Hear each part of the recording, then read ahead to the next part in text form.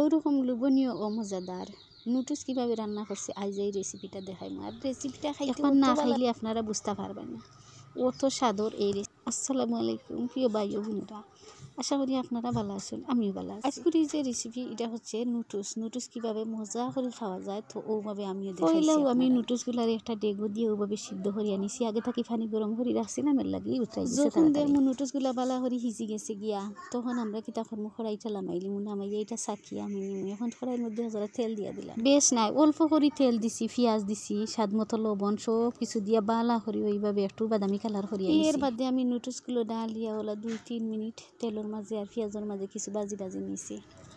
তেলের মাঝে যখন বাজা হয়ে গেছে গিয়া, তখন আমি 1 কাপ দুধ নিছি। আর ওই 1 কাপ দুধের মধ্যে আমি 3 রেসিপিটা বাচ্চাইতে খাইতে বেশি পছন্দ করেন, তাই দুধ, চিনি আর ডিম দিয়ে আমি ওই নুডলসটা রান্না করি। আরও 2-3 মিনিট জাল দেওয়ার পর আমি এরকম একটা সিদ্ধ ডিম রে ওখানে রাখি আরও চামচ দিয়ে কুচাই এগুন ধরে ভাঙ্গিয়া দিলাইছি।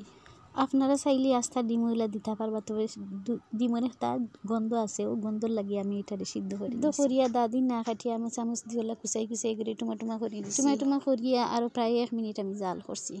জাল করার পর দুধগুলা যখন শুকাইয়া ঘন হয়ে যাব গিয়া, তখন আমি এগুলো লামাইলিম। ফাঁকও কইলাম দর্শক বন্ধুরা, আপনারা যারা আমার চ্যানেলটা সাবস্ক্রাইব করছেন না, এখনই করি লাইবা, তো আমি নতুন রেসিপি দিয়ে আপনারা তাড়াতাড়ি খাইলিবা। একটা টের মাঝে লইছি, দেখছেন কত সুন্দর হয়েছে, উপরে বড় বড় ডিম আর দুধ।